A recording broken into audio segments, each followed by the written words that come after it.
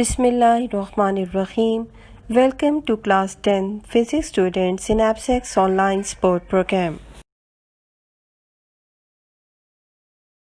I am Mrs. Alia Jadoon from Army Public School and College Fort Road, Rawalpindi.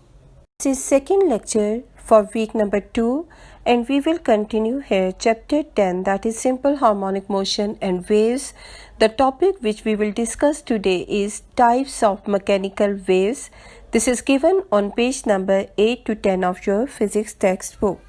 After watching and careful listening of this video, students, you will be able to describe transverse and longitudinal waves as the type of mechanical waves.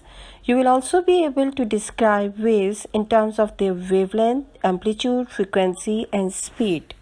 Let us have a quick review of lecture 1 of week 2, in which we have discussed the definition of wave motion, that it is the periodic disturbance which is traveling through a material medium. Mechanical waves are the type of waves which require a material medium to travel, whereas electromagnetic waves can even travel through vacuum where there is no medium present. Whenever we are going to discuss about the mechanical waves, one thing is quite obvious, that there must be a material medium. This medium can be either solid, liquid or gas. Mechanical waves are medium dependent and we can consider a lot of examples of mechanical waves around us. For examples, the waves which are appearing on the surface of water, they are mechanical waves. In the same way, the sound waves are mechanical waves because they cannot propagate in space. The waves appearing on the string or stretched string are also the type of mechanical waves. These mechanical waves are further having two categories. They can be either transverse wave or it can be longitudinal waves. Now, such a type of mechanical waves in which the particles of the medium vibrate along a line which is perpendicular to the direction of propagation of the waves is termed as transverse waves. Transverse wave act in two dimensions and it can be polarized. Transverse wave is made up of trough and crust. In order to understand the production of transverse waves, let us perform a simple activity. Suppose a slinky spring is stretched out in a horizontal direction across the room and that pulse is introduced into slinky on the left end by vibrating the first coil up and down. Energy will begin to be transported through slinky from left to right.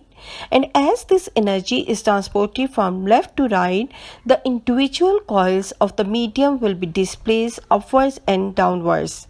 The particles of the medium move perpendicular to the direction of pulse moves, so the wave produced in this case will be transverse by nature.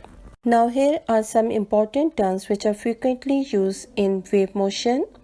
Those parts of the waves which are above the mean position constitute the crest of a wave, and those parts of the waves which are below the mean position is called the trough of the wave.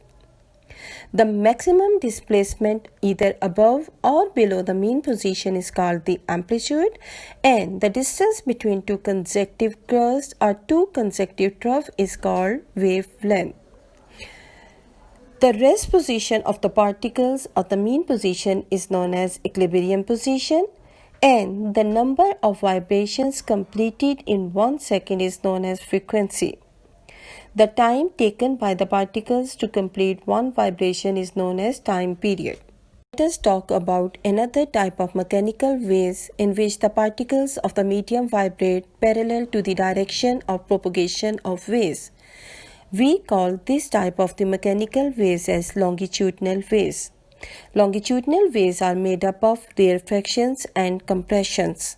These waves can be produced in any medium such as gas, liquid or solid, and these waves act in one dimension, and because of this fact they cannot be polarized. In order to understand the production of longitudinal waves, we will once again perform an activity using a slinky spring.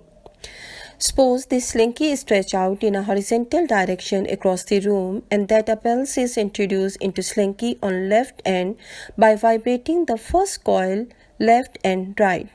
Energy will begin to be transported through slinky from left to right.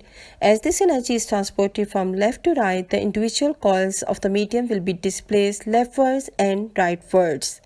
In this case, the particles of the medium move exactly parallel to the direction of the pulse moves.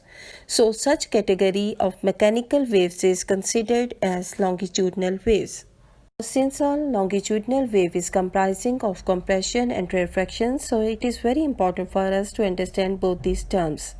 By compressions, we mean such a region in the longitudinal waves where the particles are closer together, and by rarefaction, we mean such a region in longitudinal waves where the particles are furthest apart. Now carefully observe the figure which is shown on your screen, where a longitudinal wave is shown. Some parts on it is labeled as compression while the other are marked as rarefaction. Now you can clearly see that in case of compression we are getting a cluster of the particles together, whereas in case of rarefaction the particles are far apart from each other. A compression and rarefaction together makes up your longitudinal wave. Here is an important term, wave speed.